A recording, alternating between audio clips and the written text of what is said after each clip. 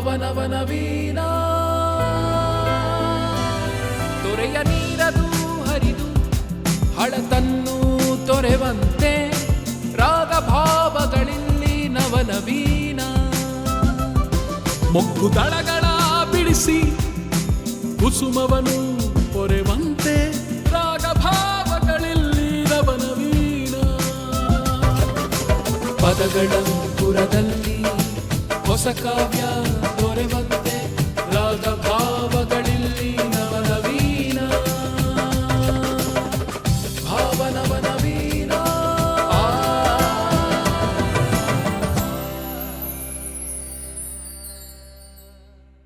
ಕನ್ನಡದ ಎಲ್ಲ ಮನಸ್ಸುಗಳಿಗೆ ದೂರದರ್ಶನ ಚಂದನ ವಾಹಿನಿಯ ಭಾವ ನವನವೀನ ಕಾರ್ಯಕ್ರಮಕ್ಕೆ ಆತ್ಮೀಯವಾದ ಸ್ವಾಗತ ಸುಸ್ವಾಗತ. ಎಲ್ಲರಿಗೂ ನಮಸ್ಕಾರ. ನಾನು ನಿಮ್ಮ ಪ್ರದೀಪ್.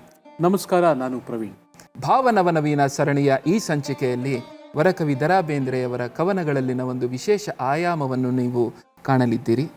ಈ ಸಂಚಿಕೆಯ ಶೀರ್ಷಿಕೆ ಭಕ್ತಿ, ಭಾವ ಹಾಗೂ ಅಧ್ಯಾತ್ಮ. ಬೇಂದ್ರೆಯವರ ಹಲವಾರು ಕವನಗಳಲ್ಲಿ ನಾವು ಕಾಣುವುದು ಹೆಚ್ಚಾಗಿ ಭಕ್ತಿ ಮತ್ತು ಭಾವ ಮತ್ತು ಅಧ್ಯಾತ್ಮದ ನೆಲೆ. ಬಹಳ ಸರಳವಾಗಿ ಭಕ್ತಿ, ಭಾವ, ಅಧ್ಯಾತ್ಮ, ಚೈತನ್ಯ ಈ ಎಲ್ಲದರ ಬಗ್ಗೆ ಬೇಂದ್ರೆ ಅವರು ಚಿತ್ರಿಸಿದ್ದಾರೆ. ಅಂತ ಕೆಲವು ಕವನಗಳನ್ನು, ಕೆಲವು ಗೀತೆಗಳನ್ನು ನಾವು ಇವತ್ತು ನಿಮಗೆ ಪ್ರಸ್ತುತಪಡಿಸಲಿದ್ದೇವೆ.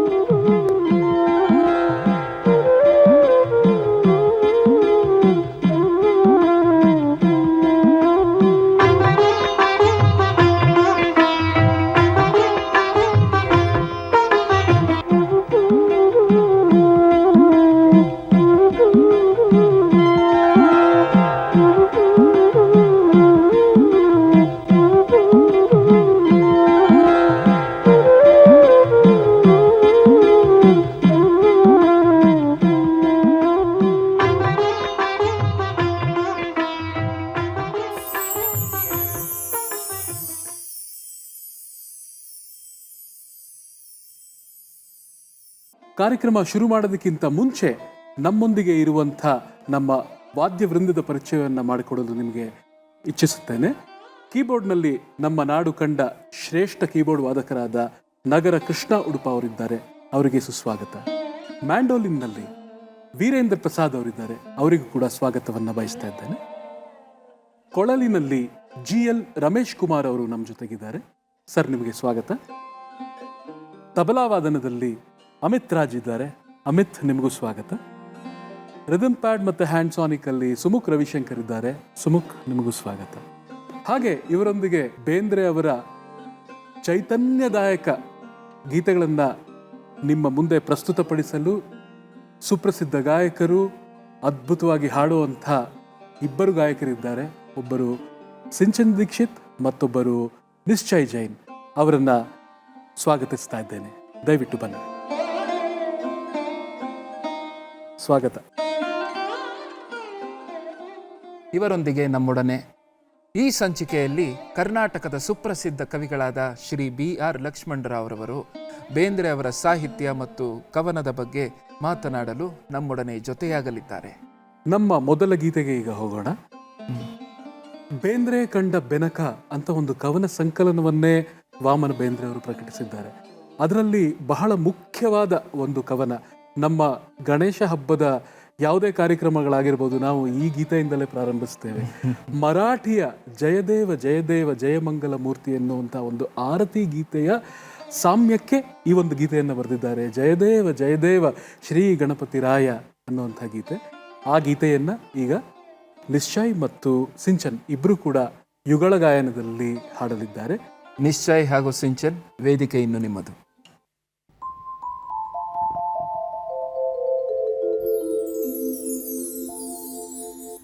ಅಗಜಾನನ ಪದ್ಮಾರ್ಕಂ ಗಜಾನನಂ ಮಹರ್ನಿಶಂ ಅನೇಕದಂತಂ ಭಕ್ತಾನಾಂ एकदन्तमुपास्महे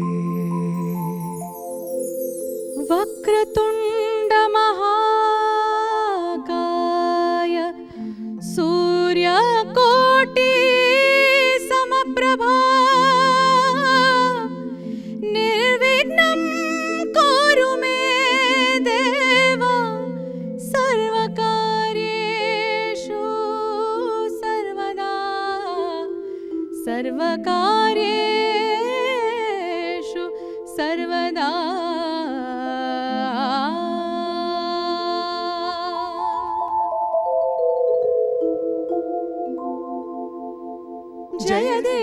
जय देव श्री गणपतिराय जय देव श्री गणपतिराय भयकारक भयकारक भयहारक भयहारक भयकारक भयहारक ओंकारकाय जय देव श्री गणपतिराय।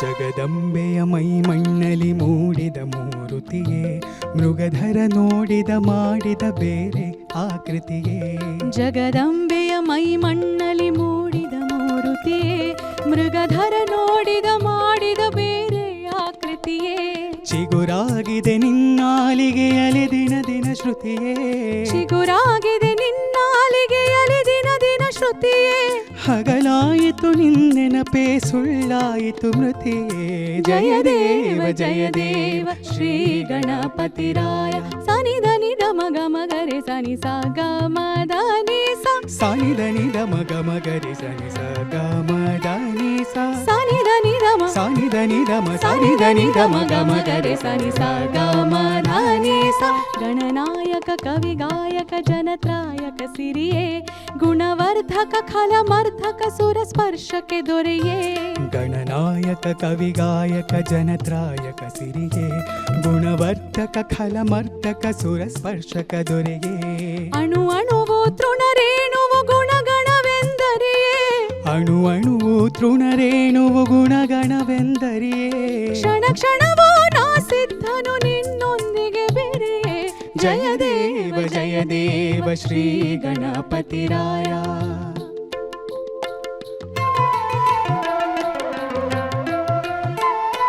ಸನಿ ಧನಿ ಧಮ ಗಮ ಗರೆ ಸನಿ ಸ ಗಮ ಧನಿ ಸ ಸನಿ ಧನಿ ಧಮ ಗಮ ಗರೆ ಸನಿ ಸ ಗಮ ಧನಿ ಸ ಮೋದಕ ತುಂಬಿದ ಬಸಿರಲೆ ನಡೆಸಿರುವೆಯೋ ನೃತ್ಯ ಬೋಧಕ ದೃಷ್ಟಿಯು ಬರೆವುದು ಮೌನದ ಸಾಹಿತ್ಯ ಮೋದಕ ತುಂಬಿದ ಬಸಿರಲೆ ನಡೆಸಿರುವೆಯೋ ನೃತ್ಯ ಬೋಧಕ ದೃಷ್ಟಿಯು ಬರೆವುದು ಮೌನದ ಸಾಹಿತ್ಯ ಶೋಧಕ ದೃಷ್ಟಿಯು ಬರೆವುದು ನಿನ್ನಯ ಶತಕೃತ್ಯ ಶೋಧಕ ದೃಷ್ಟಿಯು ಬರೆವುದು ನಿನ್ನಯ ಶತಕೃತ್ಯ ನಾದದ ಮೂಲ ಸ್ವರೂಪ ನಿನ್ನಯ ಮೃತ್ಯ ಜಯ ದೇವ ಶ್ರೀ ಗಣಪತಿರಾಯ ಭಯಕಾರಕ ಭಯಕಾರಕ ಭಯಹಾರಕ ಭಯಹಾರಕ ಭಯಕಾರಕ ಭಯಹಾರಕ ಓಂಕಾರಕಾಯ ಜಯ ದೇವ ಶ್ರೀ ಗಣಪತಿರಾಯ ಜಯ ದೇವ ಶ್ರೀ ಗಣಪತಿರಾಯ. ಮೈಸೂರು ಅನಂತಸ್ವಾಮಿಯವರ ಸ್ವರ ಸಂಯೋಜನೆಯ ಈ ಗೀತೆಯನ್ನು ಬಹಳ ಅದ್ಭುತವಾಗಿ ಹಾಡಿದ್ದೀರಾ. ನಿಮಗೆ ಧನ್ಯವಾದಗಳು. ಮುಂದಿನ ಗೀತೆಯತ್ತ ತೆರಳೋಣ. ಮುಂದಿನ ಗೀತೆ ಲೋಕ ಲೋಕೆ. ಅಸತ್ತಿನಿಂದ ಸತ್ತಿನ ಕಡೆಗೆ, ಅಭೂತದಿಂದ ಅಪೂರ್ವದೆಡೆಗೆ, ಅಜೀವದಲ್ಲೇ ಜೀವದ ನಡಿಗೆ, ನಡೆಸೌ ಶ್ರೀಮಾತೆ ನಡೆಸೌ ಶ್ರೀಮಾತೆ ನಡೆಸೌ ಶ್ರೀಮಾತೆ. ಸ್ವರ ಸಂಯೋಜನೆ ಮೈಸೂರು ಅನಂತಸ್ವಾಮಿ. ಕೇಳಿ ಲೋಕ ಲೋಕೆ ಓಂ ತತ್ಸದಿತಿ. ಹಾಡುತ್ತಿರುವವರು ಸಿಂಚನ್ ದೀಕ್ಷಿತ್.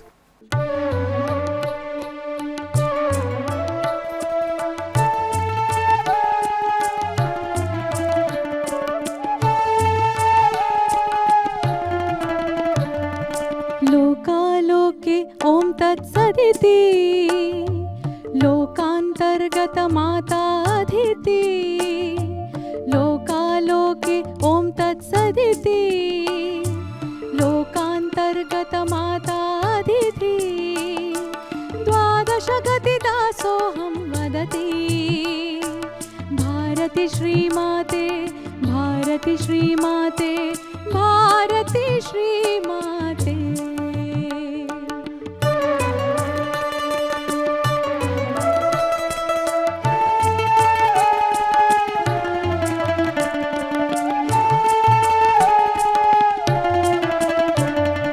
महाश्रवणಗಳ ಸಾತ್ವಿಕ ಕಂದ ಅಭಿಜಿತ್ ಅಭಿಜಿತ್ ಅಭಿಜಿತ್ ಎಂದ ಮಹಾಶ್ರವಣಗಳ ಸಾತ್ವಿಕ ಕಂದ ಅಭಿಜಿತ್ ಅಭಿಜಿತ್ ಅಭಿಜಿತ್ ಎಂದ ಅಧ್ರುವವಲ್ಲ ಧ್ರುವಗತಿಗೆಂದ ಉಧೋ ಉಧೋ ಮಾತೆ ಉಧೋ ಉಧೋ ಮಾತೆ ಉಧೋ ಉಧೋ ಮಾತೆ लोकालोके ॐ तत्सदिति लोकान्तर्गत माताधिति द्वादशगतिदासोऽहं वदति भारति श्रीमाते भारति श्रीमाते भारति श्रीमाते।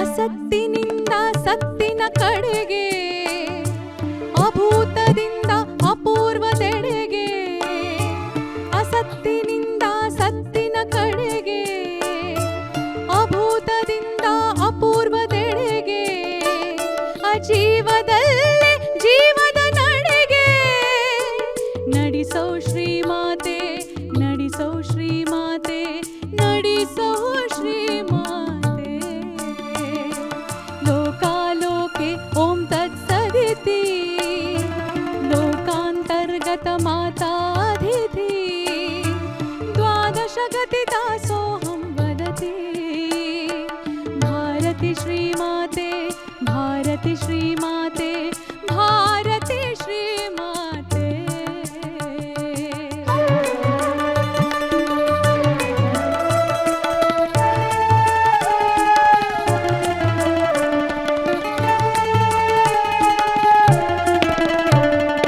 ಕತ್ತಲೆಯಿಂದ ಜ್ಯೋತಿಯ ಬದಿಗೆ ಅಶ್ರದ್ಧೆಯಿಂದ ಶ್ರದ್ಧಾ ನದಿಗೆ ಕತ್ತಲೆಯಿಂದ ಜ್ಯೋತಿಯ ಬದಿಗೆ ಅಶ್ರದ್ಧೆಯಿಂದ ಶ್ರದ್ಧಾ ನದಿಗೆ ಅನೈಕ್ಯದಿಂದ ಐಕ್ಯದ ತುದಿಗೆ ನಿಲ್ಲಿಸೋ ಶ್ರೀಮಾತೆ ನಿಲ್ಲಿಸೋ ಶ್ರೀಮಾತೆ ನಿಲ್ಲಿಸೋ ಶ್ರೀಮಾತೆ लोकालोके ॐ तत्सदिति लोकान्तर्गत माता अधिति लोकालोके ॐ तत्सदिति लोकान्तर्गत माता अधिति द्वादशगतिदासोऽहं वदति भारति श्रीमाते भारति श्रीमाते भारति श्रीमाते भारति श्रीमाते भारति श्रीमाते भारति श्रीमाते।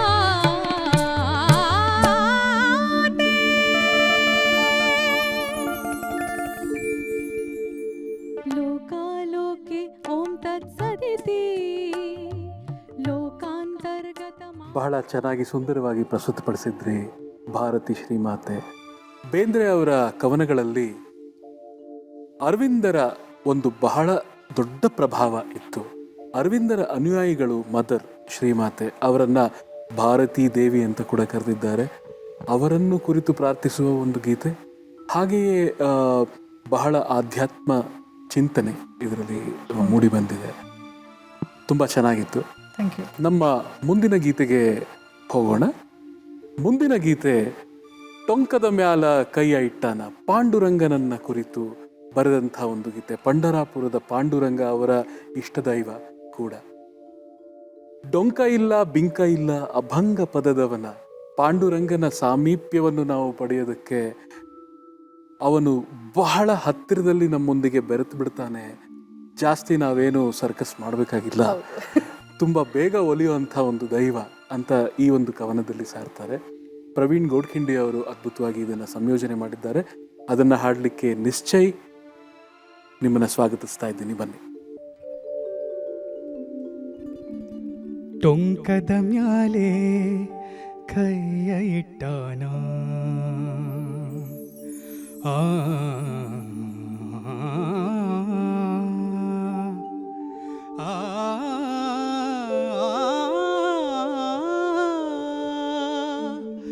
ಆ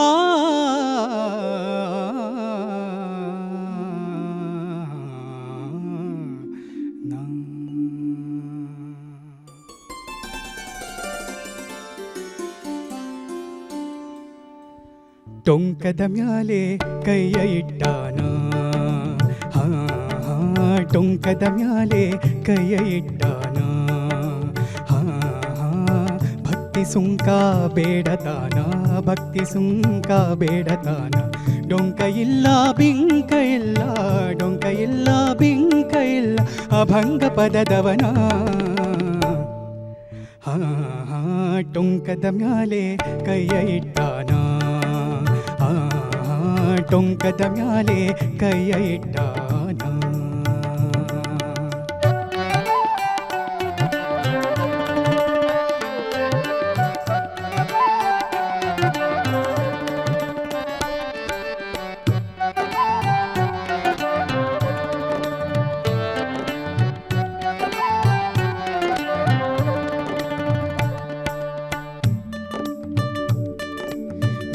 ಭಯಂಕರ ದಂಡಿ ಮ್ಯಾಲೆ ಎದಿ ಮ್ಯಾಲಿರಿಸಿ ಅಭಯದ ಮಾಲೆ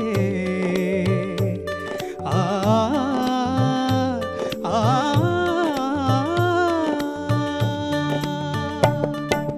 ಭೀಮ ಭಯಂಕರ ದಂಡಿ ಮ್ಯಾಲೆ ಎದಿ ಮ್ಯಾಲಿರಿಸಿ ಅಭಯದ ಮಾಲೆ ತಲೀಲೆ ಹೊತ್ತು ಸೀಮಾಲಿಂಗ ತಲೀಲೆ ಹೊತ್ತು ಸೀಮಾಲಿಂಗ ಅಭಂಗನ ಸ್ಥಾನ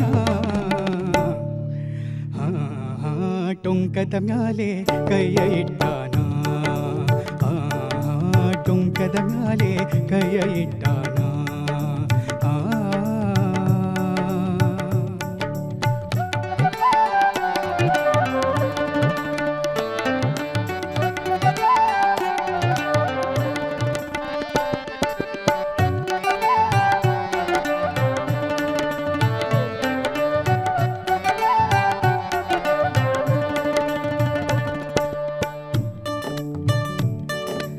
ಅಂಗದಾಗ ಅನಂತ ಲೀಲಾ ಸಂಗದಾಗ ಸಂತರ ಜಾಲ ಅಂಗದಾಗ ಅನಂತ ಲೀಲಾ ಸಂಗದಾಗ ಸಂತರ ಜಾಲ ಯೋಗಕ್ಷೇಮ ನಡೆಸ್ತಾನ ಯೋಗಕ್ಷೇಮ ನಡೆಸ್ತಾನ ಭಂಗಾಗಧಾಂಗ ಟೊಂಕದ ಮ್ಯಾಲೆ ಕೈಯ ಇಟ್ಟಾನ ಟೊಂಕದ ಮ್ಯಾಲೆ ಕೈಯ ಇಟ್ಟಾನ.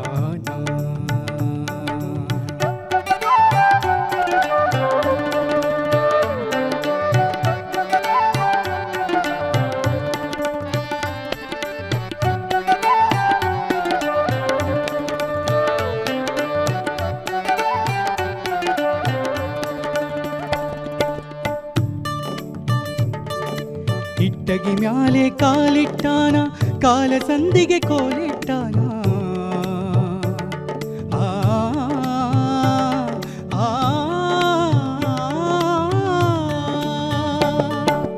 ಇಟ್ಟಗಿ ಮ್ಯಾಲೆ ಕಾಲಿಟ್ಟಾನ ಕಾಲ ಸಂದಿಗೆ ಕೋಲಿಟ್ಟಾನ ಇಟ್ಟಗಿ ಮ್ಯಾಲೆ ಕಾಲಿಟ್ಟಾನ ಕಾಲ ಸಂದಿಗೆ ಕೋಲಿಟ್ಟಾನ ನೆಲೆಸಿದಲ್ಲೇ ಕಣ್ಣಿಟ್ಟಾನ ನೆಲೆಸಿದಲ್ಲೇ ಕಣ್ಣಿಟ್ಟಾನ ಪುಂಡರೀಕವರದ ಅಂಬಿಕಾತನಯ ನನ್ನ ಕರೆದ ಅಂಬಿಕಾತನಯ ನನ್ನ ಕರೆದ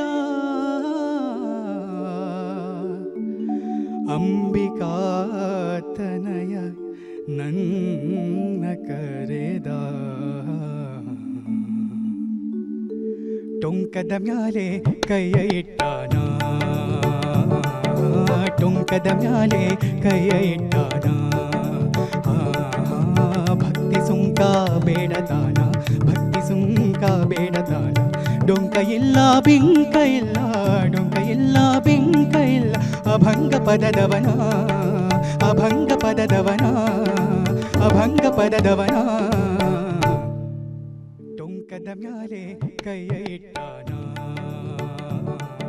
ಬಹಳ ಚೆನ್ನಾಗಿ ಹಾಡಿದ್ರಿ. ಕೈಯ ಇಟ್ಟ. ನಿಮಗೆ ಧನ್ಯವಾದಗಳು. ಧನ್ಯವಾದ ಸರ್.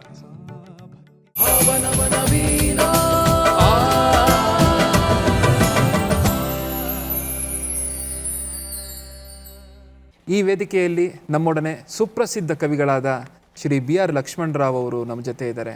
ಸರ್, ನಿಮಗೆ ಸ್ವಾಗತ. ಸರ್, ತಮಗೆ ಸ್ವಾಗತ. ನಮಸ್ತೆ ಸರ್, ನಮ್ಮ ಮೊದಲನೇ ಪ್ರಶ್ನೆ, ಬೇಂದ್ರೆಯವರ ಆಧ್ಯಾತ್ಮಿಕ ಕವಿತೆಗಳ ಹಿನ್ನೆಲೆ ಬಗ್ಗೆ ನಮಗೆ ಸ್ವಲ್ಪ ಹೇಳಿ ಸರ್. ಬೇಂದ್ರೆಯವರ ಆಧ್ಯಾತ್ಮಿಕ, ತಾತ್ವಿಕ ಅಥವಾ ಭಕ್ತಿಗೀತೆಗಳು ಇದ್ರ ಬಗ್ಗೆನೇ ಮಾತಾಡೋಕ್ಕಾದ್ರೆ ಆ ಕಾಲವನ್ನೇ ನಾವು ನೋಡಬೇಕಾಗತ್ತೆ. ಅದು 20ನೇ ಶತಮಾನದ ಪೂರ್ವಾರ್ಧ ಬೇಂದ್ರೆಯವರಿದ್ದ ಕಾಲ ಅದು. ಅದು ಒಂದು ರೀತಿ ನವೋದಯ ಕಾಲ ಅಂತ ಕರಿತೀವಿ ನಾವು. ನಮ್ಮ ನವೋದಯ ಕಾವ್ಯ ಅಂತ ಕರಿತೀವಿ ಕೂಡ. ಹೌದು, ಕನ್ನಡದ ನವೋದಯ ಕಾವ್ಯ ಬಂತ ಕಾಲ ಅದು. ಬೇಂದ್ರೆಯವರಿಗೆ ಆ ಕಾಲಕ್ಕೇ ಅವರು ಮರಾಠಿ ಅವರ ಮಾತೃಭಾಷೆ ಆಗಿದ್ದರಿಂದ ಮತ್ತು ಆ ಕಡೆಯಿಂದ ಬಂದಿದ್ದರಿಂದ ಆ ಭಕ್ತಿ ಪಂಥ ಅಂತ ಏನು ಕರಿತೀವಿ ಅದರ ಬಹಳ ಗಾಢವಾದ ಪ್ರಭಾವ ಅವ್ರ ಮೇಲಿತ್ತು. ಆ ಪಾಂಡುರಂಗ ವಿಠಲ, ಹೌದು, ಅದಂತೂ ಮರಾಠಿಗರಂತೂ ಬಹಳ ಅವರು ಭಕ್ತಿ ಭಾವ ಅನ್ನೋದಿಲ್ಲ. ಸೊ ಈ ಭಕ್ತಿ ಪಂಥ ಅನ್ನೋದೇ ಸಾಮಾನ್ಯ ಜನರ ಅದು ಶ್ರಮಿಕ ಒಂದು ವರ್ಗದ ಜನರಿಗೆ ಬೇಕಾಗಿದ್ದಂಥದ್ದು. ಜನಸಾಮಾನ್ಯರು ಕೂಡ ದೇವರ ಜೊತೆ ನೇರವಾಗಿ ಸಂಪರ್ಕ ಇಟ್ಕೋಬೋದಾದಂಥ, ತಮ್ಮ ಪಾಡನ್ನು ತೋಡ್ಕೋಬೋದಾದಂಥ ಒಂದು ಸೇತುವೆಯಾಗಿದ್ದಂಥ ಪಂಥ ಅದು ಭಕ್ತಿ ಪಂಥ. ಸೊ ಅದರ ಪ್ರಭಾವ ತುಂಬ ಇತ್ತು ಅವರ ಮೇಲೆ, ಬೇಂದ್ರೆಯವರ ಮೇಲೆ. ಮತ್ತು ಅರವಿಂದರ ಪ್ರಭಾವವೂ ಬಹಳ ಇತ್ತು. ಮತ್ತು ನಾನು ಮೊದಲೇ ಹೇಳಿದಾಗೆ ಈ ನವೋದಯ ಕಾಲ ಐತಲ್ಲ, ಇದನ್ನು ನಾವು ಏಜ್ ಆಫ್ ಫೇತ್ ಆ್ಯಂಡ್ ಅದನ್ನು ಒಂದು ನಂಬಿಕೆ ಮತ್ತು ಭರವಸೆಯ ಕಾಲ ಅಂತ ಕರಿತಾವೆ. Age of faith and hope ಅಂತ. ಮತ್ತು ಅದು ಆ ಕಾಲ ನೀವು ಗಮನಿಸಿದ್ರೆ ನಮ್ಮ ಸ್ವಾತಂತ್ರ್ಯ ಸಂಗ್ರಾಮದ ಕಾಲ, ಕರ್ನಾಟಕದ ಏಕೀಕರಣಕ್ಕೆ ಎಲ್ಲ ಆವತ್ತು ಹೋರಾಡ್ತಾ ಇದ್ದಂಥ ಕಾಲ, ಅಂಥ ಕಾಲ ಆಗಿತ್ತು. ಅವರಿಗೆ ಒಂದು ಅವ್ರ ಜೀವನಕ್ಕೆ ಒಂದು ಕನಸಿತ್ತು, ಆದರ್ಶ ಇತ್ತು ಎಲ್ಲ. ಸೊ ಆ ಕಾಲಕ್ಕೆ ಅವರಿಗೆ ಈ ಹೇಳಿದಂಥ ಈ ಆಧ್ಯಾತ್ಮಿಕ ಇದರ ಹಿನ್ನೆಲೆ ಅವ್ರಿಗೆ ಇದ್ದಿದ್ದರಿಂದ ಅದಕ್ಕೆ ನಾನು ಅದನ್ನು ಏಜ್ ಆಫ್ ಫೇತ್ ಮತ್ತು ಏಜ್ ಆಫ್ ಹೋಪ್ ಅಂತ ಕರೆದದ್ದು. ಅದೇ ನವ್ಯ ಕಾಲಕ್ಕೆ ಬಂದರೆ ಅದು age of doubt and age of disillusionment ಅಂತ ಕರಿತೀವಿ. ಹೌದು, ಅದು ಅನುಮಾನ ಮತ್ತು ಭ್ರಮ ನಿರಸನದ ಕಾಲ. ಅದು ನಮ್ಮ ಕಾಲ ಅದು ಉತ್ತರಾರ್ಧ, ಅದು ಪೂರ್ವಾರ್ಧದಲ್ಲಿ ಇದ್ದಂಥ ಕಾಲ. ಹೀಗೆ ಅವರ ಬೇಂದ್ರೆಯವರ ಮೇಲೆ ಗಾಢವಾದ ಪ್ರಭಾವ ಬೀರಿದ್ದು ಆ ಕಾಲದಲ್ಲಿದ್ದಂಥ ಭಕ್ತಿ ಪಂಥ. ಮತ್ತು ಅವರು ತುಂಬ ಆಸ್ತಿಕರಾಗಿದ್ದರು ಕೂಡ. ಅದರಲ್ಲೂ ಅವರಿಗೆ ಅರವಿಂದರ ಪ್ರಭಾವ ಭಾಳ ದೊಡ್ಡದಾಗಿತ್ತು. ಮತ್ತು ಅರವಿಂದರ ಒಂದು ಸಾವಿತ್ರಿ ಅನ್ನೋ ಅವರ ಒಂದು ಮಹಾಕಾವ್ಯ ಅವರು ಬರೆದದ್ದು, ಆಧ್ಯಾತ್ಮಿಕ ಮಹಾಕಾವ್ಯ ಅದು. ಅದನ್ನು ಅವರು ಕನ್ನಡಕ್ಕೆ ಅನುವಾದ ಕೂಡ ಮಾಡಿದ್ದಾರೆ ಬೇಂದ್ರೆಯವರು. ಮತ್ತು ಆ ರೀತಿ ಅವರಿಗೆ ದೇವರಲ್ಲಿ ಅಗಾಧವಾದ ಭಕ್ತಿ ಇತ್ತು, ನಂಬಿಕೆ ಇತ್ತು. ಮತ್ತು ಆ ಕಾಲದ ಅವ್ರೊಬ್ಬರಿಗೆ ಅಂತಲ್ಲ, ನವೋದಯ ಕಾಲದ ಮಾಸ್ತಿ ಆಗ್ಬೋದು, ಪೂತಿ ನರಸಿಂಹಾಚಾರ್ಯ ಆಗ್ಬೋದು, ಒಬ್ಬರೇ ಒಬ್ಬರು ಅಪವಾದ ಅನ್ನೋದಾದರೆ ಶಿವರಾಮ್ ಕಾರಂತರು ಅವರೊಬ್ಬರೇ. ಆ ಕಾಲದಲ್ಲಿ ಅವರು ನಾಸ್ತಿಕರಾಗಿದ್ದಂಥವ್ರು ಅವರೊಬ್ಬರೇ, ವಿಚಾರವಾದಿ ಆಗಿದ್ದಂಥವ್ರು ಅವರೊಬ್ಬರೇ. ಯಾಕಂದರೆ ಇವರೆಲ್ಲರೂ ಕೂಡ ಆಸ್ತಿಕ ಸಂಪ್ರದಾಯದಿಂದ ಬಂದಂಥವರು. ಭಾಳ ಗಾಢವಾದಂಥ ಭಕ್ತಿ ಮತ್ತು ಇದರ ಪ್ರಭಾವ ಅವ್ರ ಮೇಲಿತ್ತು. ಆಮೇಲೆ ಒಂದು ಅಧ್ಯಾತ್ಮ, ಅದಾದ ನಂತರ ಆ ಕಾಲದಲ್ಲಿ ಸಾಮಾಜಿಕ ಮತ್ತು ರಾಜಕೀಯದ ಕುರಿತು ಆ ಅಂದಿನ ಸಿಚುಯೇಷನ್ನ ಅವ್ರ ಕಾವ್ಯದಲ್ಲಿ ಹೇಗೆ ಚಿತ್ರಿಸ್ತಾರೆ ಮತ್ತು ಯಾವ ರೀತಿ ಇದೆ ಅಂತ ತಿಳಿಸ್ಕೊಡ್ತೀರಾ? ಹೌದು, ಮೊದಲೇ ಹೇಳಿದ ಹಾಗೆ ತಮ್ಮ ಪಾಡನ್ನೇ ಹಾಡಾಗಿದ್ದಂತಹ ಕವಿಯವರು. ಮತ್ತು ಅವರ ಜೀವನಾನುಭವವೇ ಅವರ ಕಾವ್ಯಕ್ಕೆ ಜೀವದ್ರವ್ಯ ಆಗಿತ್ತು ಕೂಡ. ಪ್ರಾರಂಭ ರಾಜಕೀಯದ ತೊಗೊಂಡ್ರೆ ಆಗ ಸ್ವಾತಂತ್ರ್ಯ ಹೋರಾಟದ ಕಾಲ ಮೊದಲೇ ಹೇಳಿದಾಗ ಅವರು ಕೂಡ ತುಂಬ ದೇಶಪ್ರೇಮಿ ಆಗಿದ್ದಂಥವರು, ದೇಶಕ್ಕಾಗಿ ಯಾವ ತ್ಯಾಗಕ್ಕಾದರೂ ಸಿದ್ಧರಾಗಿದ್ದಂಥವರು, ಗಾಂಧಿಯವರ ಗಾಢ ಪ್ರಭಾವಕ್ಕೆ ಒಳಗಾಗಿದ್ದಂಥವರು ಆಗಿದ್ದರು. ಆಗ ಅವರ ಮೊದಲನೇ ಕವನ ಸಂಕಲ ಕೃಷ್ಣಕುಮಾರಿ ಅಂತಾರೆ. ನಿಜವಾದ ಮೊದಲನೇ ಕವನ ಸಂಕಲನ ಅಂತಂದರೆ ಗರಿ. ಆ ಗರಿನಲ್ಲೇ ಒಂದು ಪದ್ಯ ಇದೆ, ನರಬಲಿ ಅಂತಲೇ ಒಂದು ಕವನ ಇದೆ. ಆ ನರಬಲಿ ಅನ್ನೋ ಕವನದಲ್ಲಿ ಅವರು ಬಹಳ ಉಗ್ರವಾಗಿ ಬ್ರಿಟಿಷ್ ಸಾಮ್ರಾಜ್ಯವನ್ನು ಕಾಳಿಗೆ ಹೋಲಿಸ್ತಾರೆ. ಮತ್ತು ನರಬಲಿಯನ್ನು ಬೇಳ್ತಾ ಇರೋದು ಕಾಳಿಗೆ ಹೇಗೆ ಸಾಮಾನ್ಯ ಜನರನ್ನು ದಮನ ಮಾಡಿ ಸ್ವಾತಂತ್ರ್ಯ ಹರಣ ಮಾಡಿ ನಮ್ಮನ್ನೆಲ್ಲರನ್ನೂ ಕೂಡ ದಾಸರನ್ನಾಗಿ ಮಾಡಿಕೊಂಡಿದ್ದಾರೆ ಅಂತ. ಇನ್ನು ಬಿಡುಗಡೆ ಪಡಿಬೇಕಾಗಿದ್ದರೆ ಅವರು ಅದಕ್ಕೆ ನರಬಲಿಯೇ ಬೇಕು ಅಂತ ಅವ್ರು ಹೇಳ್ತಾರೆ. ಹೀಗೆ ಆ ಬ್ರಿಟಿಷ್ ಸಾಮ್ರಾಜ್ಯದ ವಿರುದ್ಧ ಬರೆದ ಕವಿತೆ ಅದು ನರಬಲಿ.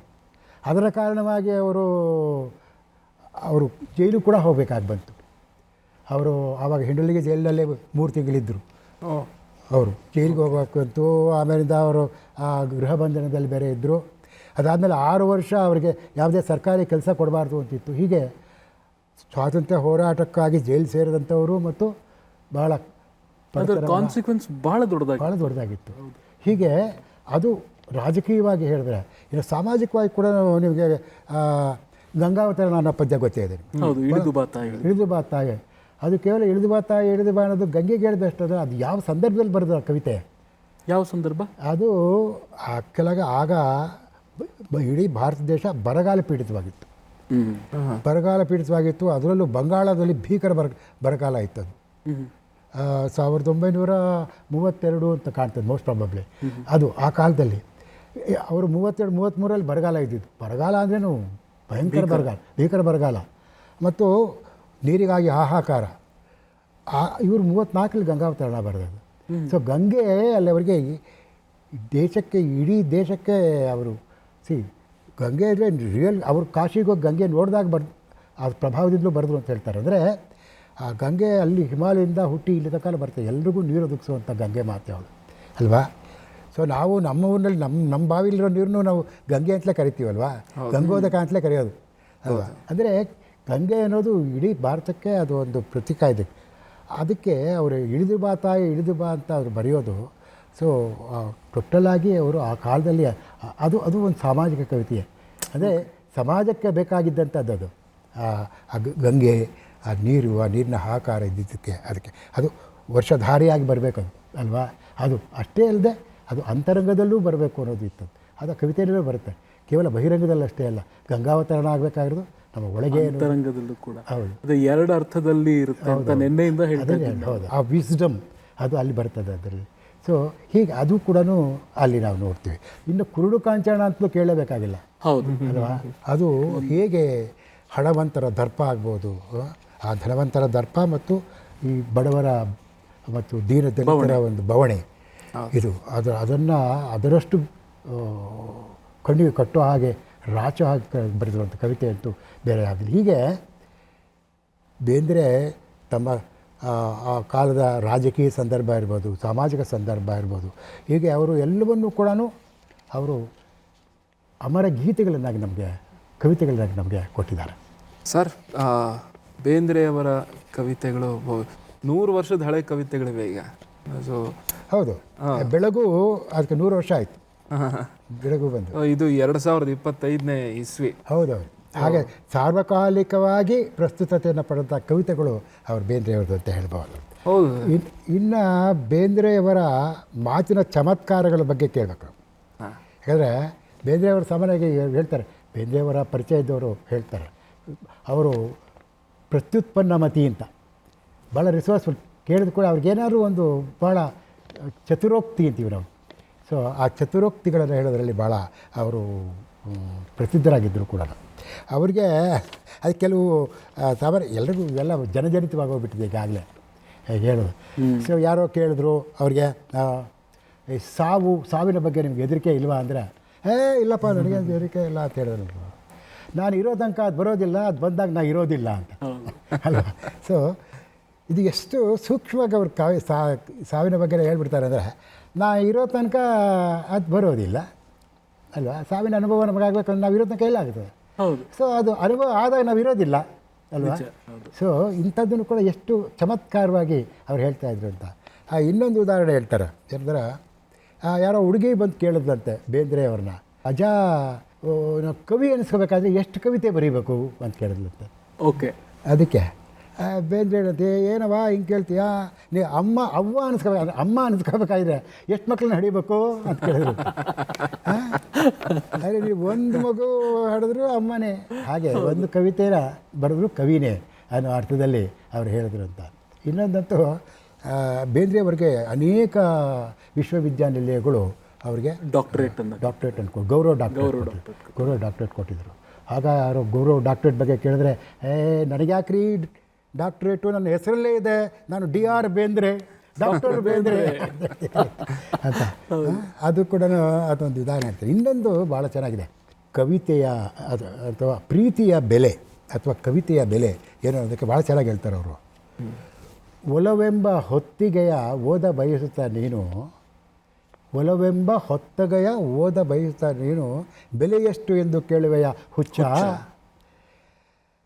ಹಗಲಿರುಳು ದುಡಿದರು ಹಲ ಜನ್ಮ ತಳೆದರು, ತೆರಲಾರೆ ನೀ ಅದರ ಅಂಚೆ ವೆಚ್ಚ ಅಂತ.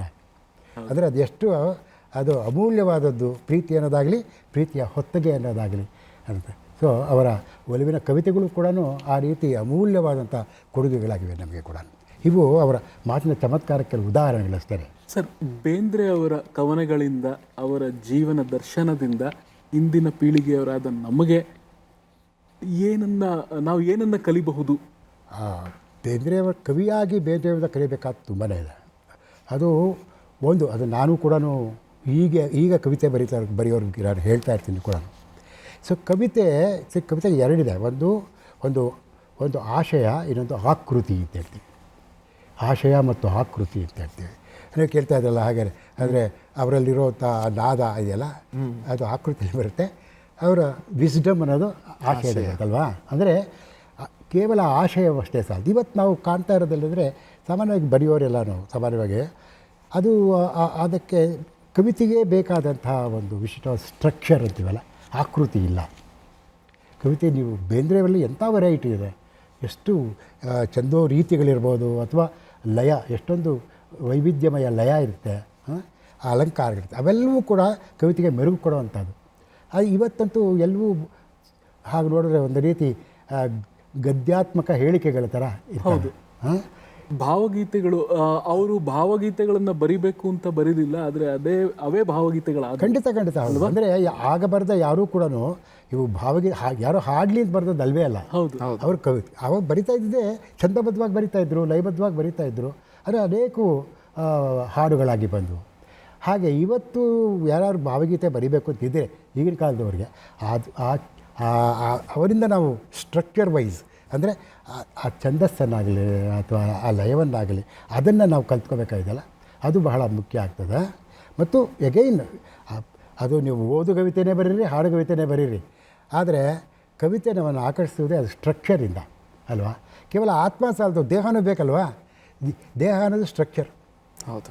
ಆತ್ಮ ಅನ್ನೋದು ಅದರ ಆಶಯ. ಅಂದರೆ ಎರಡೂ ಸೇರಿದಾಗಲೇ ನಿಜವಾದ. ಇವತ್ತು ನಮಗೆ ಬೇಂದ್ರೆಯವರ ಕವಿತೆಗಳೆಲ್ಲವೂ ಇವತ್ತಿಗೂ ನಮಗೆ ಬಾಯ್ಪಾಠ ಆಗಿವೆ ಅಂತಂದರೆ ಅದರ ಸ್ಟ್ರಕ್ಚರಲ್ ಕ್ವಾಲಿಟಿಯಿಂದಾಗಿರುವಂಥದ್ದು. ಗಣನಾಯಕ, ಕವಿಗಾಯಕ, ಜನತ್ರಾಯಕ, ಸಿರಿಯೆ ಒಂಥರ ಅದರಲ್ಲಿ ರಿದಮ್ ಇದೆ. ಹೌದಲ್ಲ, ಗುಣವರ್ಧಕ, ಕಿಲಮರ್ಧಕ, ಸುರಸ್ಪರ್ಶಕ, ತಾನಾಗೆ ಬಂದ್ಬಿಡುತ್ತೆ ಅಣು ರೇಣು. ಅಂದರೆ ನಮಗೆ ಅದು ಸಾಮಾನ್ಯವಾಗಿ ಇವೆಲ್ಲ ಏನು ನಾವು ಯಾವುದನ್ನು ಛಂದಸ್ಸು ಅಂತ ಕರಿತೀವಿ ಅಥವಾ ಕವಿತೆಯ ಸ್ಟ್ರಕ್ಚರ್ ಅಂತ ಕರಿತೀವಿ, ಇದರಿಂದ ಏನಂದ್ರೆ ಈ ಲಯ ಮತ್ತು ಪ್ರಾಸ ಇದರಿಂದ ಅದು ನಮ್ಮ ನೆನಪಿನಲ್ಲಿ ಉಳಿಯುತ್ತೆ ಅಂತ ಅಲ್ವಾ. ನೆನಪಿನಲ್ಲಿ ಉಳಿಯುತ್ತೆ. ಇಲ್ಲದೇ ಇದ್ದರೆ ಅದು ಗದ್ಯಾತ್ಮಕ ಹೇಳಿಕೆ ಆಗಿದ್ರೆ ಎಲ್ಲಿ ನೆನಪಲ್ಲಿ ಉಳಿತಾ ಇತ್ತು. ಅದು ಬೇಂದ್ರೆಯವರಿಂದ ಕಲಿಬಾದ ಒಂದು ದೊಡ್ಡ ಗುಣ. ಮತ್ತು ದರ್ಶನದ ದೃಷ್ಟಿಯಿಂದ ನೋಡಿದ್ರೆ ಬೇಂದ್ರೆ ಆಗ್ತೀಯಾ ಅಂತಂದರು. ಅಂದರೆ ಜೀವನದಲ್ಲಿ ಎಷ್ಟೆಲ್ಲ ಅವರು ಕಷ್ಟಗಳನ್ನು ಅನುಭವಿಸಿ ಕೂಡ ಅವರು ಜೀವನದಲ್ಲಿ ಎಂದೂ ಕೂಡ ಆ ಆಶಾವಾದವನ್ನು ಕಳ್ಕೊಳ್ಳಿಲ್ಲ. ಅವರು ಕುಣಿಯೋಣವಾನೇ ಅವ್ರದ್ದು ನಿಜವಾದ ಅಲ್ವಾ. ಅಂದರೆ ಜೀವನವನ್ನು ಅವರು ಅದಕ್ಕೆ ಬೇಟ ಮತ್ತು ಬೇಟೆ ಎರಡೂ ಬರ್ತದೆ. ನಾದಲೀಲೆ ಕವಿತೆಯಲ್ಲೇ ಬರುತ್ತೆ. ಸೊ ಬೇಟ ಅದು ನಮ್ಮ ಜೀವನದ ಸಂಭ್ರಮ, ಬೇಟೆ ನಾವು ಸಾವು ನಮ್ಮನ್ನು ಬೇಟೆ ಆಡೋವಂಥದ್ದು. ಸೊ ಬೇಟ ಮತ್ತು ಬೇಟೆ ಅವೆರಡು, ಬೇಟೆಗಾರ ಬಂದ ನೋಡು ಅಂತೇಳಿ. ಆ ಬೇಟೆಗಾರ ಯಾರು ಅಂದರೆ ಸಾವು. ಈ ಸಾವು ಮತ್ತು ಈ ಜೀವನ ಇದೆ, ಇವೆರಡರ ನಡುವೆ ಲೈಫ್ ಆ್ಯಂಡ್ ಡೆತ್, ಇದರ ನಡುವೆ ನಾವು ಆಟ ಆಡ್ತಾ ಇರ್ತೀವಲ್ವ. ಇದನ್ನು ಅವರ ಜೀವನ ದರ್ಶನ ಕಟ್ಕೊಡೋದೇನೆಂದರೆ ಯಾವತ್ತೂ ಕೂಡ ನಾವು ಈ ಜೀವನದಲ್ಲಿ ಆ ಆಶಾವಾದವನ್ನು ಕಳ್ಕೋಬಾರ್ದು, ಜೀವನದ ಸಂಭ್ರಮವನ್ನು ಕಳ್ಕೋಬಾರ್ದು ಅನ್ನೋದು ನಿಜವಾಗೂ ಕೂಡ ಬೇಂದ್ರೆ ನಮಗೆ ಕಲಿಸಿರುವಂಥ ಒಂದು ಪಾಠ, ಅದರ ಜೀವನ ದರ್ಶನ. ಅದು ಅದ್ಭುತ ಸರ್. ಇದುವರೆಗೂ ನಿಮ್ಮಿಂದ ಬೇಂದ್ರೆ ಅವರ ಬಹಳಷ್ಟು ವಿಚಾರಗಳನ್ನು ತಿಳ್ಕೊಂಡ್ವಿ. ನಮ್ಮ ಪ್ರೇಕ್ಷಕರಿಗೆ ನೀವು ಬಹಳಷ್ಟು ವಿಚಾರಗಳನ್ನು ತಿಳಿಸಿದ್ದೀರಾ ಕೂಡ. ನಿಮಗೆ ಅನಂತಾನಂತ ಧನ್ಯವಾದಗಳು ಸರ್. ನನಗೂ ಕೂಡ ಭಾಳ ಸಂತೋಷ ಆಯಿತು. ಧನ್ಯವಾದಗಳು ಸರ್. ನೀವು ಅದು ಯುವ ಪೀಳಿಗೆ, ಯಾಕಂದರೆ ಇವತ್ತಿಗೆ ಬೇಂದ್ರೆಯವರ ಪ್ರಸ್ತುತ ಏನು, ಇವತ್ತಿಗೂ ಯಾಕೆ ನಾವು ಬೇಂದ್ರೆಯವರ ಮುಗಿಸ್ಕೋಬೇಕು ಮತ್ತು ಯಾವತ್ತೂ ಕೂಡ ಬೇಂದ್ರೆ ನಮ್ಮಲ್ಲಿ ಚಿರಸ್ಥಾಯಿ ಇರಬೇಕು ಅಂತಂದರೆ ಅವರೆಲ್ಲ ಕಲಿಬೇಕಾದ್ದೇನೇನಿದೆ ಅನ್ನೋದು ಇವತ್ತು ಸೊ ಈ ಯಂಗರ್ ಜನರೇಷನ್ಗೆ ಭಾಳ ಅಗತ್ಯವಾಗಿತ್ತು. ಅದನ್ನು ಪೂರೈಸ್ತಾ ಇದ್ದೀರಿ. ನಿಮಗೂ ಕೂಡ ನಮ್ಮ ಅಭಿನಂದನೆಗಳು. Thank you sir. ಧನ್ಯವಾದಗಳು ಸರ್.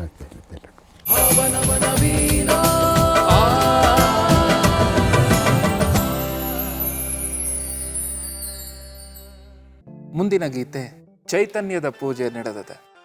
ಪೂಜೆ ನಡೆದದ ಅಂದರೆ ದೇವಸ್ಥಾನದಲ್ಲಿ ನಡೆಯುವಂಥ ನಿತ್ಯದ ಪೂಜೆ ಅಲ್ಲ, ನಮ್ಮ ಜೀವನದ ಪ್ರತಿ ಕ್ಷಣ ಆಚರಿಸುವ ಮತ್ತು ಆನಂದಿಸುವ ಒಂದು ಪೂಜೆ.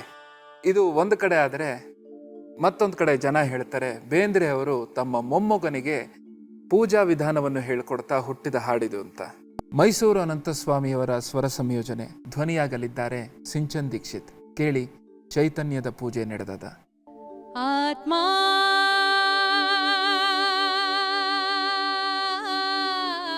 ಪರಮಾತ್ಮ, ಆತ್ಮ ಪರಮಾತ್ಮ ಅಂತರಾತ್ಮ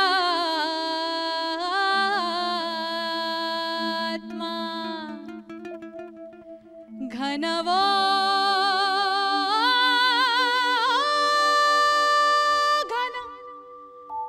ಘನವೋ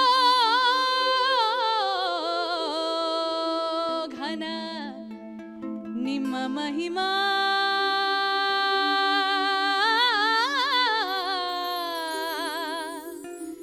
ನಿಮ್ಮ ಮಹಿಮಾ ಉಧೋ.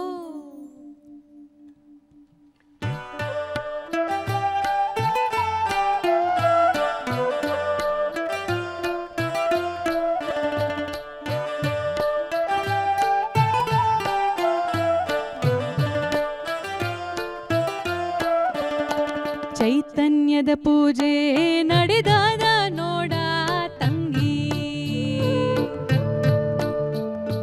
ಚೈತನ್ಯದ ಪೂಜೆ ನಡೆದಾದ ನೋಡ ತಂಗಿ, ಆ ಭಂಗದ ಭಂಗಿ ಚೈತನ್ಯದ ಪೂಜೆ ನಡೆದಾದ ನೋಡ ತಂಗಿ, ಆ ಭಂಗದ ಭಂಗಿ ಚೈತನ್ಯದ ಪೂಜೆ ನಡೆದಾದ ನೋಡ ತಂಗಿ.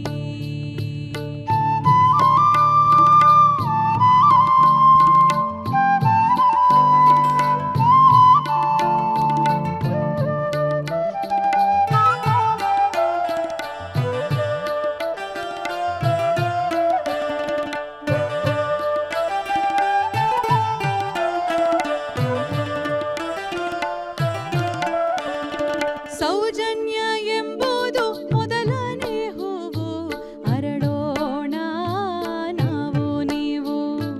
ಸೌಜನ್ಯ ಎಂಬುದು ಮೊದಲನೇ ಹೂವು, ಅರಳೋಣ ನಾವು ನೀವು. ಸಾಮರ್ಥ್ಯ ಎಂಬುದು ಬೆಲಪಾತ್ರಿ, ಸಾಮರ್ಥ್ಯ ಎಂಬುದು ಬೆಲಪಾತ್ರಿ, ಶಿವಗರ್ಭಿತ ಇರಲಿ ಖಾತ್ರಿ. ಚೈತನ್ಯದ ಪೂಜೆ ನಡೆದಾದ ನೋಡ ತಂಗಿ, ಆ ಭಂಗದ ಭಂಗಿ ಚೈತನ್ಯದ ಪೂಜೆ ನಡೆದಾದ ನೋಡ ತಂಗಿ.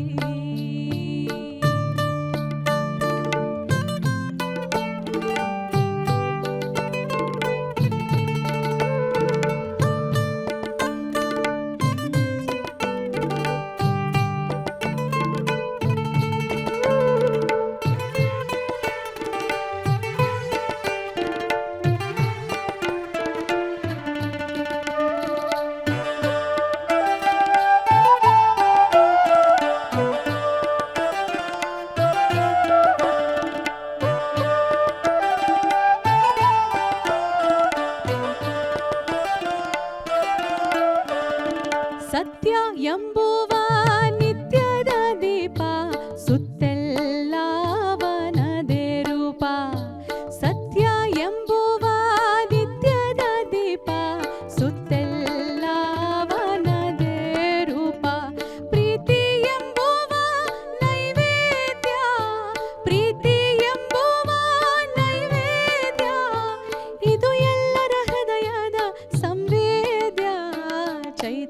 ಚೈತನ್ಯದ ಪೂಜೆ ನಡೆದದ ನೋಡ ತಂಗಿ, ಆ ಭಂಗದ ಭಂಗಿ ಚೈತನ್ಯದ ಪೂಜೆ ನಡೆದದ ನೋಡ ತಂಗಿ.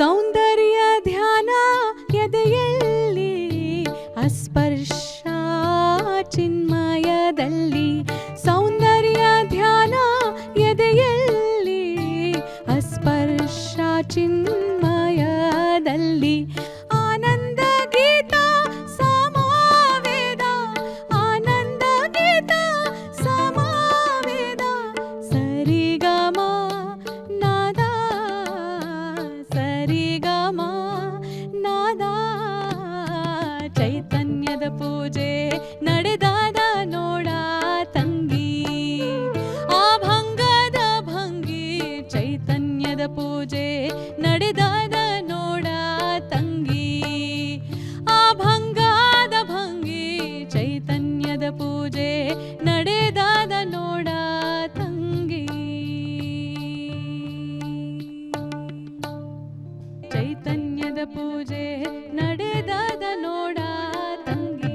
ಚೈತನ್ಯದ ಪೂಜೆ ನಡೆದಾದ ನೋಡ ತಂಗಿ ಬಹಳ ಅದ್ಭುತವಾಗಿತ್ತು ಪ್ರಸ್ತುತಿ, ತುಂಬ ಚೆನ್ನಾಗಿತ್ತು, ಬಹಳ ಸುಮಧುರವಾದ ಗೀತೆ, ಅದಕ್ಕೆ ಪೂರಕವಾಗಿತ್ತು ಆರ್ಕೆಸ್ಟ್ರೇಷನ್ ಕೂಡ, ಅಮೇಝಿಂಗ್, ತುಂಬ ಚೆನ್ನಾಗಿತ್ತು. ಈಗ ನಾವು ಮುಂದಿನ ಗೀತೆಯತ್ತ ಸಾಗೋಣ. ಮುಂದಿನ ಗೀತೆ, ಡಿಂಬದ ಈ ಕಂಬದೊಳಗೆ ತಾವು ಅಡಗಿ ಇರುವಿರಿ, ನಂಬಿರುವಿ ಎದೆ ಹೂವನೆ ಆಸನ ಮಾಡಿರುವಿರಿ, ವೈರಿಯಿಂದ ಕಾಯಬೇಕು ಕರುಣಿಸುತ್ತ ಸದ್ಗುರು, ನಾರಾಯಣ ನಾರಾಯಣ ಹೇ ನೃಸಿಂಹ ಪಾಹಿಮಾಂ. ನರಸಿಂಹದೇವರ ಬಗ್ಗೆ ಬರೆದಿದ್ದಾರೆ. ಇದರಲ್ಲಿ ಕಡೆಯ ಒಂದೆರಡು ಸಾಲುಗಳು ಬಹಳ ಅದ್ಭುತವಾಗಿದೆ. ನಾನು ಕಾಲು ಮಣೆಯು ತಮ್ಮ ಮಹಾಪಾದ ಪೀಠಕ್ಕೆ, ತಮ್ಮಡಿಗಳು ಮುಟ್ಟಿದೊಡನೆ ಅರಳಿ ಕಮಲವಾದೆನು, ಆ ಕಮಲದಲ್ಲೇ ತಾವು ಕಮಲೆಯೊಡನೆ ವಾಸಿಸಿ. ಎಷ್ಟು ಚೆನ್ನಾಗಿದೆ ಅಲ್ಲ? ತಮ್ಮಡಿಗಳು ಮುಟ್ಟಿದೊಡನೆ ಅರಳಿ ಕಮಲವಾದೆನು, ಆ ಕಮಲದಲ್ಲೇ ತಾವು ಕಮಲೆಯೊಡನೆ ವಾಸಿಸಿ, ನಾರಾಯಣ ನಾರಾಯಣ ಹೇ ನೃಸಿಂಹ ಪಾಹಿಮಾಂ. ಇದರ ಸ್ವರ ಸಂಯೋಜನೆ ಮಾಡುವ ಭಾಗ್ಯ ನನ್ನದು ಮತ್ತು ಪ್ರದೀಪ್ದು. ನಾವೇ ಇದನ್ನು ಸ್ವರ ಸಂಯೋಜನೆ ಮಾಡಿದ್ದೇವೆ. ಈಗ ಇದನ್ನು ನಿಶ್ಚಯ್ ಜೈನ್ ಪ್ರಸ್ತುತಪಡಿಸ್ತಿದ್ದಾರೆ. ನಿಶ್ಚಯ್, ದಯವಿಟ್ಟು ಬನ್ನಿ. ಕೇಳಿ ಡಿಂಬದ ಈ ಕಂಬದೊಳಗೆ.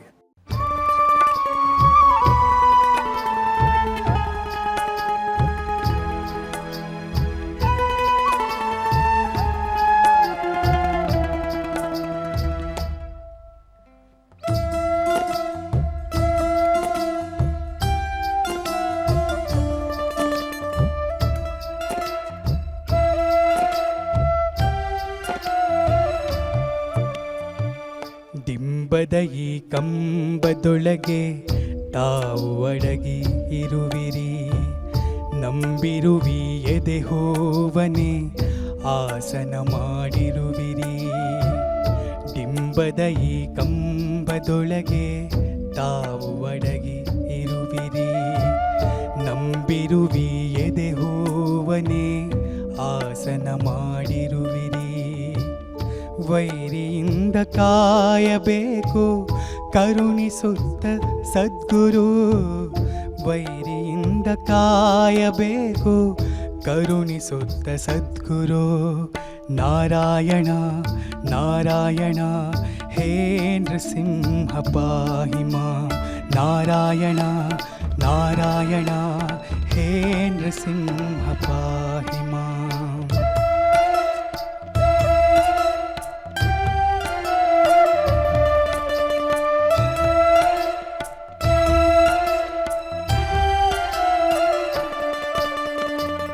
ದೋಷವನ್ನು ನಾಶಗೈದು ಭಕ್ತಿಯನ್ನು ಪೋಷಿಸೆ, ದೋಷವನ್ನು ನಾಶಗೈದು ಭಕ್ತಿಯನ್ನು ಪೋಷಿಸೆ, ಭಕ್ತ ಹೃದಯದಲ್ಲಿ ಸದಯನಾಗಿ ನಿಂತ ದೇವನೇ, ಏನು ಬಂದರೇನೆ ತಾನೇ ಕಾವಿರೆಂಬ ಭಾವನೆ, ಏನು ಬಂದರೇನೆ ತಾನೇ ಕಾವಿರೆಂಬ ಭಾವನೆ. ನಾರಾಯಣ ನಾರಾಯಣ ಹೇ ನೃಸಿಂಹ ಪಾಹಿ ಮಾಂ, ನಾರಾಯಣ ನಾರಾಯಣ ಹೇ ನೃಸಿಂಹ ಪಾಹಿ ಮಾಂ.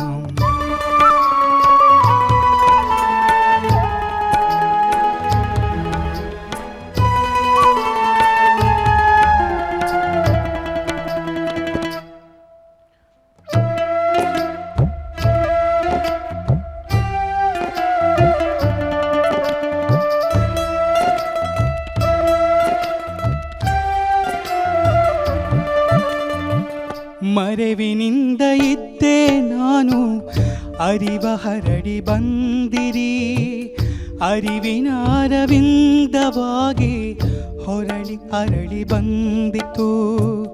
ಮರೆವಿನಿಂದ ಇದ್ದೆ ನಾನು ಅರಿವ ಹರಡಿ ಬಂದಿರಿ, ಅರಿವಿನ ಅರವಿಂದವಾಗಿ ಹೊರಳಿ ಅರಳಿ ಬಂದಿತು. ಅಂದಿನ ಮಕರಂದವಿಂದಿಗೆ ಆನಂದವ ಕೊಡುತ್ತಿದೆ, ಅಂದಿನ ಮಕರಂದವಿಂದಿಗೆ ಆನಂದವ ಕೊಡುತ್ತಿದೆ.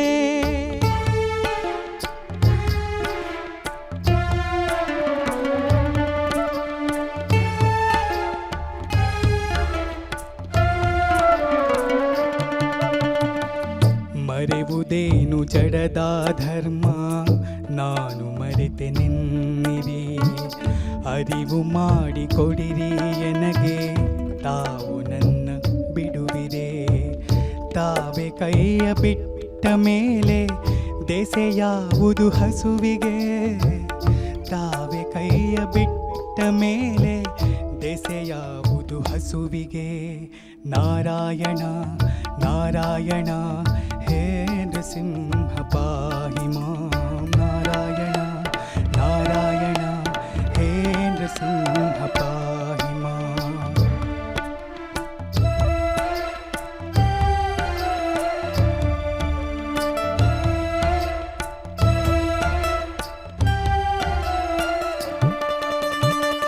ನಾನು ಕಾಲು ಮಣೆಯು ತಮ್ಮ ಮಹಾಪಾದ ಪೀಠಕ್ಕೆ, ತಮ್ಮಡಿಗಳು ಮುಟ್ಟಿದೊಡನೆ ಅರಳಿ ಕಮಲವಾದೆನು. ನಾನು ಕಾಲು ಮಣೆಯು ತಮ್ಮ ಮಹಾಪಾದ ಪೀಠಕ್ಕೆ, ತಮ್ಮಡಿಗಳು ಮುಟ್ಟಿದೊಡನೆ ಅರಳಿ ಕಮಲವಾದೆನು. ಆ ಕಮಲದಲ್ಲೇ ತಾವು ಕಮಲೆಯೊಡನೆ ವಾಸಿಸಿ, ಆ ಕಮಲದಲ್ಲೇ ತಾವು ಕಮಲೆಯೊಡನೆ ವಾಸಿಸಿ.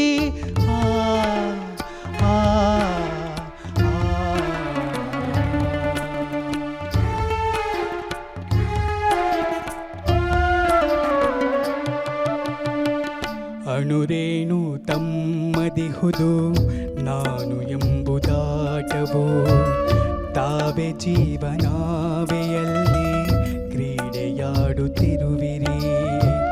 ತಾವು ನಮ್ಮರೇವು ನಾವು ಎತ್ತ ಹೋಗಿ ಬಂದರು, ತಾವು ನಮ್ಮರೇವು ನಾವು ಎತ್ತ ಹೋಗಿ ಬಂದರು.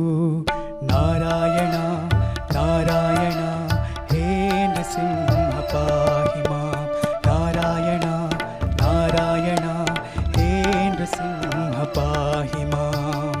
ಡಿಂಬದ ಈ ಕಂಬದೊಳಗೆ ತಾವು ಅಡಗಿ ಇರುವಿರಿ, ನಂಬಿರುವಿ ಎದೆ ಹೋವನೆ ಆಸನ ಮಾಡಿರುವಿರಿ. ಡಿಂಬದ ಈ ಕಂಬದೊಳಗೆ ತಾವು ಅಡಗಿ ಇರುವಿರಿ, ನಂಬಿರುವಿ ಎದೆ ಹೋವನೆ ಆಸನ ಮಾಡಿರುವಿರಿ. ವೈರಿಯಿಂದ ಕಾಯಬೇಕು ಕರುಣಿಸುತ್ತ ಸದ್ಗುರು, ವೈರಿಯಿಂದ ಕಾಯಬೇಕು ಕರುಣಿಸುತ್ತ ಸದ್ಗುರು. ನಾರಾಯಣ ನಾರಾಯಣ ಹೇ ನೃಸಿಂಹ ಪಾಹಿ ಮಾಂ ನಾರಾಯಣ ನಾರಾಯಣ ಹೇ ನೃಸಿಂಹ ಪಾಹಿ ಮಾಂ ನಾರಾಯಣ ನಾರಾಯಣ ಹೇ ನೃಸಿಂಹ ಪಾಹಿ ಮಾಂ ನಾರಾಯಣ ನಾರಾಯಣ ಹೇ ನೃಸಿಂಹ ಪಾಹಿ ಮಾಂ. ಭಾವನವನವೀನ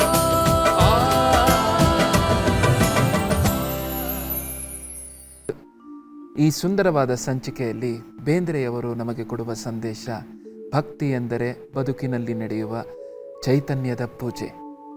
ಅವರು ನಂಬುವ ಪಂಢರಾಪುರದ ವಿಠ್ಠಲನು ಕೇಳುವುದು ಶ್ರೀಮಂತಿಕೆಯಲ್ಲ, ಆಡಂಬರವಲ್ಲ, ಆದರೆ ನಿಷ್ಕಲ್ಮಶವಾದ ಪ್ರೀತಿ, ಭಕ್ತಿ ಮತ್ತು ಶಾಂತಿ.